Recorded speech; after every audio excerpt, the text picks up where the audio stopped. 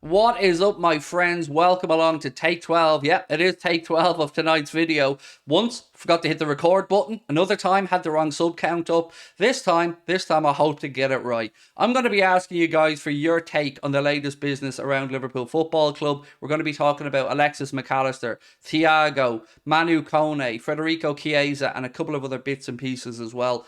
But the title of this video is around our owners. I think they're cheaping out once again. I think that they're making the club look for solutions in a limited market when we can't go out there and actually try to attract the top players. And the reason why I'm annoyed is because of a headline that I read in the Echo today again. And it said Alexis Mac Allister is about to prove FSG and John Henry right with Liverpool transfer. Are there any journalists who aren't blowing smoke up the owners' backsides? Are there any journalists that are actually asking the difficult questions of, why aren't we acting like a big club? Why aren't we able to sign superstars? Why aren't we able to compete at the top level? Anybody? I'm sick of seeing these pieces that make our owners out to be geniuses. They weren't geniuses when they didn't bring in a midfielder and we've written off a season where fans paid their season tickets, you paid for your shirts, you paid for your Sky and your BT and what else.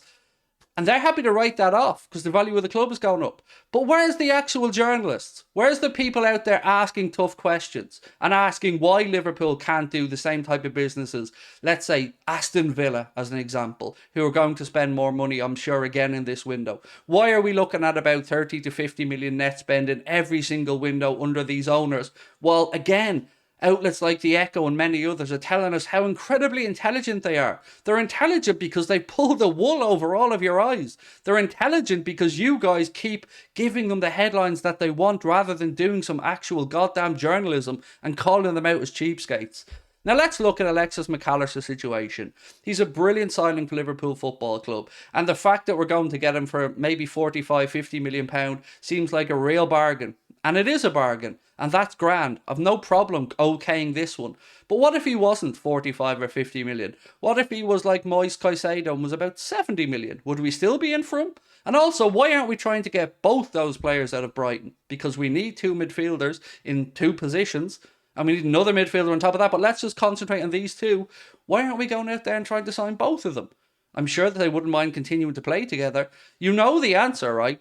It's because that would be far too much of an outlay. So we'll allow the likes of Arsenal or somebody else to go in there and sign those players while we continue to shop in the bargain bucket bins around the supermarket, transfer supermarkets of this world. And I just wonder when some people are going to cop onto it, when some people are going to start calling them out. Because fans aren't happy. But what you're seeing written isn't a reflection of how fans actually feel. It's a reflection of how much access certain people get to the club and how that they haven't actually got a backbone. And yeah, I'm saying it because that's how I feel and somebody has to speak up. I know that there's quite a few people that feel the same way as I do around our ownership. But again, we don't get any publicity. These people don't get any publicity. But the mouthpieces, as much as you want. Read through all of the articles on the Echo. You'll see anything that panders down to their narrative, but you won't see anything asking the difficult questions. How about doing some journalism? How about actually representing Liverpool fans? Because you're supposed to, right? But no, that would be too difficult, would it? It's far too easy to just sit there and toe the company line. But you're a journalist.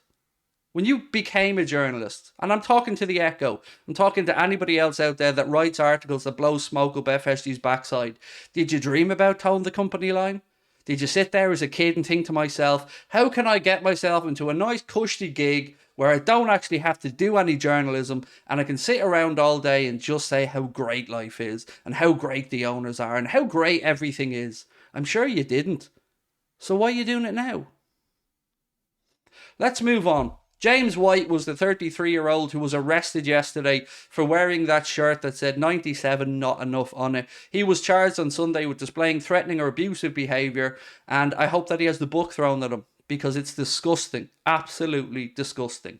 So, Thiago. I wanted to move on to Thiago because Neil Jones has said that Thiago Alcantara is unlikely to be offered a new deal at Liverpool when his contract expires at the end of the upcoming season. I'm absolutely fine with that.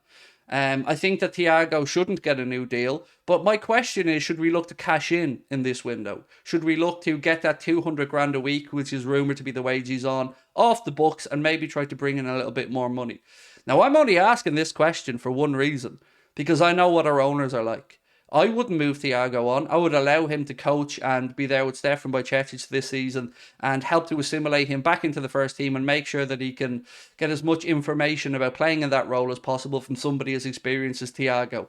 But we can't really afford to have a 200 grand a week bench warmer sitting around the club with these owners. So what do you take on Thiago? What do you say? Should he stay? Should he go? Federico Chiesa.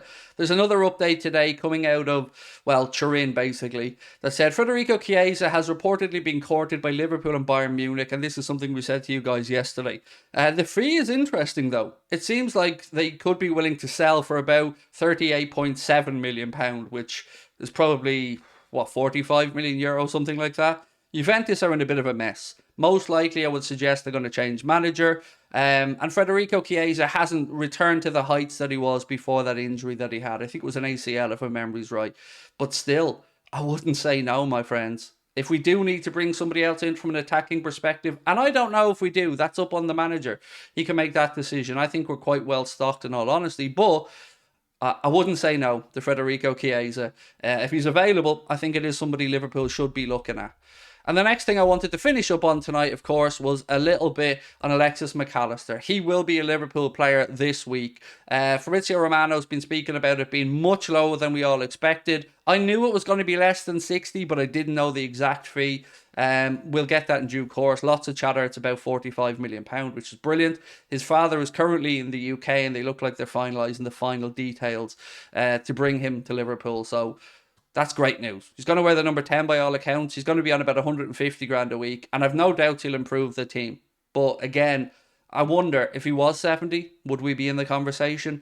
And the last little bit to speak about today is a little update on a pursuit of Romeo Lavia, or Romeo Lavia. I'm not sure how I'm supposed to pronounce his name. I'm worried about this one because Manchester City have a buyback clause that kicks in next summer if they wanted to buy him back for £40 million. But I've not seen enough of the kid to suggest that he will be ready to come in this season and hit the ground running. He's 19 years of age, I believe, maybe heading for 20 years of age soon, I'm not sure. But again, it feels like a roll of the dice signing, and not a guaranteed type signing. If we are in for Ryan Gravenberch, I would be every day of the week looking for Gravenberch over the likes of Lavia, particularly at the price point mentioned for him, which is about £25-30 million if Bayern look to sell him. So again, it's over to you. Are you happy with how this window is shaping up, or do you feel like we might be being left a little bit frustrated and maybe we could do a little bit more? Over to you guys to let me know your thoughts in the comment section. And again, appreciate your time. Don't forget to check out the Anfield Agenda Twitter account, which is closing in on 50,000 followers, where I think we're like 10 away. So if you haven't given us a follow on there, please do. And I'll catch up with you guys during the week. Much love, my friends. Bye-bye.